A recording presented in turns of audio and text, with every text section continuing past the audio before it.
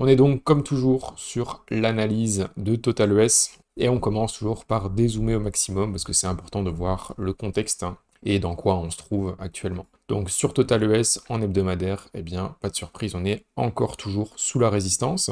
Alors sous la double résistance, on est sous la résistance ici horizontale au 1.98 quasiment 2 et également en dessous de cette ligne de tendance de résistance rouge. On s'en approche très fort, on est quasiment dessus en hebdomadaire, donc on est très proche de ces résistances-là. Il n'y a vraiment pas grand-chose à dire sur le marché depuis globalement mi-juillet, donc ça fait un bon mois qu'on attend, qu'il n'y a rien qui se passe, on a un petit peu de volatilité, mais vraiment très légère. Ça monte, ça descend, on vient taper la résistance, on vient taper le support, on est vraiment dans un range depuis le 10 juillet ici, dans lequel, eh bien, à part se brûler les ailes, il n'y a absolument rien à faire. Si vous arrivez à trader des ranges comme ça, très bien, vous allez peut-être faire des petits profits à gauche ou à droite. Personnellement, ce n'est pas du tout mon type de trading, et moi, dans des périodes comme ça, je préfère juste patienter que de cramer du capital sur des faux breakouts, sur des faux stop-loss, etc. Je préfère avoir une tendance qui se dessine. Pour l'instant, on n'a pas du tout de tendance en place. Donc là, c'est vraiment sur l'hebdomadaire. Si on regarde au niveau du RSI, on n'a rien à dire de plus non plus. On a toujours cette divergence haussière qui a été faite. Et actuellement, on est occupé de rebondir suite à cette divergence. C'est de l'hebdomadaire, ça prend du temps, ça prend plusieurs semaines, parfois plusieurs mois, pour avoir un mouvement qui en découle. En 3D, c'est un peu plus intéressant. Donc ici, on est toujours sur clôture. Un point égale une clôture d'une bougie de 3 jours. On est toujours donc dans cette grande consolidation au-dessus du support. C'est intéressant parce que la semaine dernière, si on zoome un peu plus, je vais revenir sur le 3D juste après. Si on regarde ce qui s'est passé la semaine dernière, on a eu globalement une semaine de baisse. Toute la semaine a été baissière, mais on n'est pas venu challenger les plus bas. On n'a pas fait de nouveaux plus bas. On n'est pas venu casser ce support ici. On a réussi à maintenir un point bas plus haut que le précédent. Maintenant, la question, c'est est-ce qu'on va aller faire un nouveau plus haut et casser cette zone-ci, ou est-ce qu'on va aller faire un nouveau plus bas et enchaîner peut-être une reprise plutôt baissière pour la suite. Ça, c'était pour le point daily. Je reviens sur le 3D sur TotalES. Qu'est-ce qui est intéressant ici? C'est que si on reprend une ligne de tendance, ici des résistances, en prenant les deux points extrêmes, eh bien on peut voir qu'on a un breakout occupé de se faire. Donc ici, la bougie 3D, elle est belle. Pourquoi? Parce que déjà, on a une cassure franche de cette ligne de tendance de résistance ici, la grande qui démarre depuis le top au mois d'octobre 2025. On a une cassure qui est vraiment franche. Et en plus, si on regarde les bougies précédentes, donc on a 3 bougies rouges sur les 3 fois 3 jours. Et ici, en une bougie de 3 jours, on arrive à ravaler l'entièreté de ces 3 bougies-là. Donc ça montre que les acheteurs sont quand même encore toujours présents, malgré cette longue baisse ici pendant plusieurs jours, une bonne grosse semaine. On a quand même un beau ravalement qui se fait ici. Alors en espérant que ce ne soit pas simplement un premier pump de début de semaine et puis que la fin de semaine finisse tout simplement par ravaler vers le bas et faire des nouveaux plus bas. En tout cas, pour l'instant, ça c'est quand même 2 points positifs. La cassure de la ligne de tendance, plus ce ravalement des 3 bougies précédentes en une seule bougie verte. En daily, pas grand chose à dire de plus, si ce n'est encore une fois le ravalement de toutes ces bougies, plutôt d'hésitation, parce que si on regarde, on a quand même pas mal de mèches baissières qui sont à chaque fois ravalées. On a eu quelques mèches haussières également ravalées aussi. Donc on a vraiment une grosse hésitation au niveau du cours avant une grosse sortie par le haut ici. Mais en daily, on le voit, en daily, eh bien, on est toujours, comme en hebdomadaire, en dessous de la ligne de résistance, de cette ligne de tendance ici de résistance. Donc pour l'instant, rien à faire si ce n'est patienter. Un premier indice de la probable direction, ce sera quand même de venir casser soit un nouveau plus haut ici, soit un nouveau plus bas, tout simplement ici, et j'ai même envie de dire ici. Donc j'ai l'impression que la cassure d'un point haut ou d'un point bas indiquera la reprise de tendance, que ce soit vers le haut ou vers le bas, mais en tout cas c'est ça qui va donner le ton, je pense, pour les prochaines semaines. Pour TotalES, en daily, il n'y a rien de plus à dire au niveau du RSI, il n'y a rien de très propre, de très construit non plus. En 4 heures, qu'est-ce qu'on peut retrouver? Eh bien, pareil, rien de spécial. On est vraiment dans un marché qui range et pas grand-chose à aller trader là-dedans. Il faut juste patienter. Encore une fois, à tenir, à bien garder en tête. Au plus un mouvement de consolidation est long, au plus la cassure qui va s'en suivre et la tendance qui va suivre cette cassure sera pérenne dans le temps et sera un mouvement normalement puissant. Donc on espère que cette consolidation dure longtemps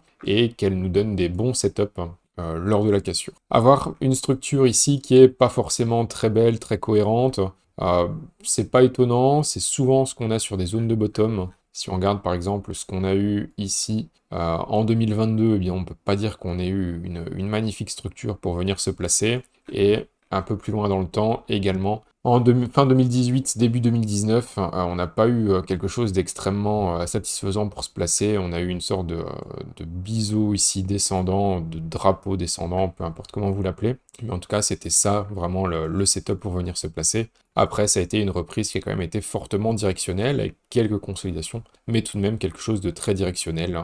Si on revient un peu plus dans le présent, eh bien, on pourrait très bien avoir quelque chose de similaire, hein, avec tout simplement une sorte de drapeau baissier, en tout cas de consolidation à plat, une résistance très bien marquée ici au 1.96, et puis pourquoi pas, on peut peut-être rêver d'avoir quelque chose qui se reprend de manière assez tendancielle, et sur Bitcoin qui irait rechercher les 80, les 90 assez rapidement. Pour l'instant, on n'a pas de boule de cristal, hein, on ne le sait pas, on ne voit pas l'avenir, mais en tout cas, on a des choses qui se dessinent, on est toujours au-dessus du support, on a une résistance bien précise aux alentours des 66-500, donc on sait très bien que cassure d'un côté ou de l'autre, on pourra aller se positionner avec un risque qui est correct et accompagner tout simplement la tendance qui s'ensuit.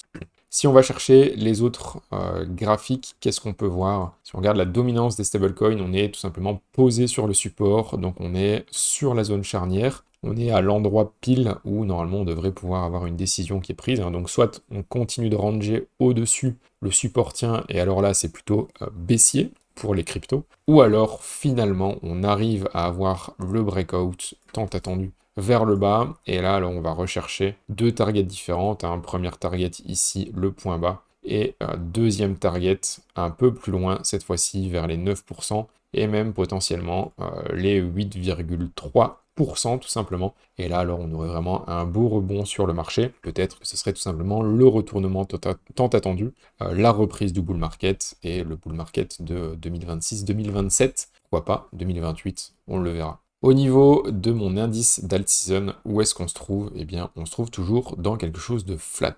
Il n'y a juste pas de direction, on est complètement à plat, pas de nouveau plus haut, pas de nouveau plus bas, vraiment indécision la plus totale. Au niveau du RSI, pareil, on n'a pas de breakout non plus, hein. Si on regarde ici la ligne de tendance de résistance, eh bien, elle n'est pas cassée pour l'instant, on se situe toujours dedans. Pour l'instant, on reste en observation.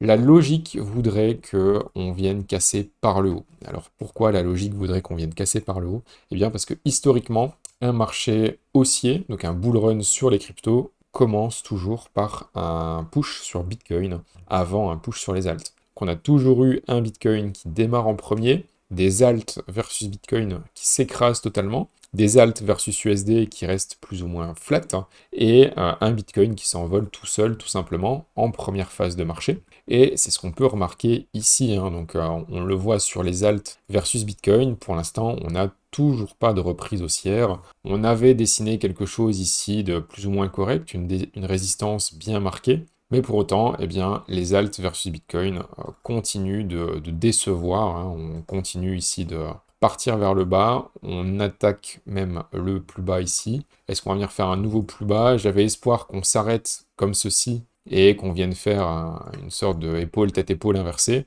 Malheureusement, c'est pas du tout ce qu'on est occupé de faire, on est même occupé de creuser encore plus. Donc je serais vraiment pas étonné qu'on vienne chasser sous les nouveaux plus bas ici, vienne faire quelque chose comme ça avant peut-être un rebond. Ce qui serait plutôt pas mal, c'est un push de Bitcoin qui nous emmènerait, attention, comme ceci, donc des alts versus BTC qui viennent rechercher le support historique, avec pendant ce temps-là un Bitcoin eh bien, qui remonte, hein, vers les 80-90 000 $, et une fois que alt versus BTC arrive dans cette grosse zone historique ici de support, eh bien qu'on ait un vrai bottom, un vrai rebond, et qu'on puisse attaquer cette fois-ci, eh bien, d'une part, cette première ligne de tendance de résistance, je vais même me mettre en hebdomadaire, ce sera encore plus lisible, donc d'avoir quelque chose comme ceci, je vais nettoyer ça, hop, tac, venir rechercher le support, pourquoi pas un nouveau plus bas, pourrait nous amener à faire une divergence haussière ici, hebdomadaire, et alors petite consolidation, vrai breakout d'une ligne de tendance quand même qui date depuis 2021. Donc un setup quand même assez propre, hein, avec des bonnes opportunités de placement. Mais c'est pas demain que ça va se faire. Donc pour ça, il faut juste patienter, il faut attendre, trouver les bonnes opportunités et puis pas se précipiter. Donc ça, ce sera un scénario qui pour moi tient la route. Un push de Bitcoin en premier. Ensuite, en même temps, les alts se cassent la figure. On vient rechercher ici cette grosse zone et puis on rebondit. Cette zone-là, c'est le genre de zone où, alors je m'emballe un peu, hein, je ne sais pas du tout si on va faire ça, mais comme ça je vous explique un petit peu mon moyen de comment je raisonne. Eh bien, si on vient vraiment attaquer ces zones-là, je sais qu'on va attaquer une zone qui historiquement a été une zone de bottom, qui a de fortes chances pour qu'il y ait pas mal de monde qui se place ici. En fait, dès que je vais voir des setups avec peut-être des divergences haussières qui se présentent, une consolidation à plat, un triangle ascendant comme ça, très propre, eh bien, je vais aller me positionner parce que je sais que les probabilités pour qu'on ait un rebond sont extrêmement hautes. Et donc, je vais aller swapper du Bitcoin contre autre chose, que ce soit de l'Ether, que ce soit du Solana, que ce soit du PP ou autre. On verra bien. On verra en temps voulu ce que le marché va nous proposer. Pour l'instant, eh bien, pas de plan sur la comète. On essaye déjà de sortir de la consolidation sur Bitcoin et puis après, on en reparle. Donc Bitcoin, rien à aborder de plus, hein. On est toujours en dessous des 66 500. Pour l'instant, on a juste à attendre d'avoir un breakout là-dessus. On peut passer sur Ether.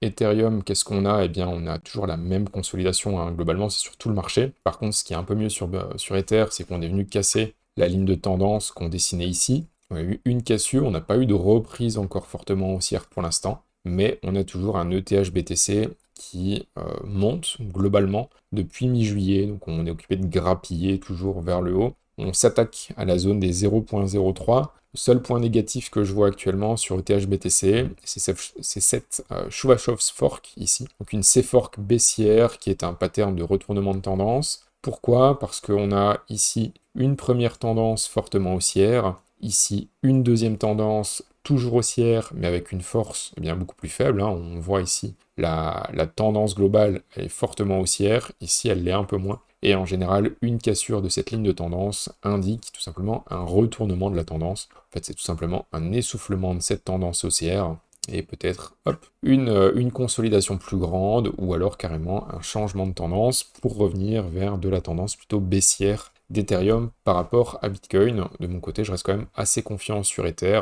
tant qu'on n'a pas cassé ces patterns-là et qu'on est toujours au-dessus du support ici, parce qu'on pourrait très bien avoir un retour ici du retest et puis une reprise avec pourquoi pas durant cette zone-ci, eh bien comme je vous le disais, un Bitcoin qui pump, une reprise de bull market, hein, et les alts qui corrigent, peut-être que la correction, ce serait tout simplement celle-ci. Affaire à suivre. Sur Ether, rien de plus à dire, on attend la clôture au-dessus des 1950 $. Au niveau de Solana, on passe dessus en vitesse, on dézoome et on nettoie tout ça. On est toujours en dessous de la zone charnière des 80 $. Et donc, on est toujours en dessous du support, donc en dessous de la résistance, pardon. Donc pour moi, il n'y a pas à aller se placer sur Solana maintenant, tant qu'on n'a pas cassé et flippé cette zone-ci des 80-81 $. Versus Bitcoin, eh bien, Solana a rebondi sur cette zone-là. Pour l'instant, ça se maintient, on n'a pas vraiment de grosses reprises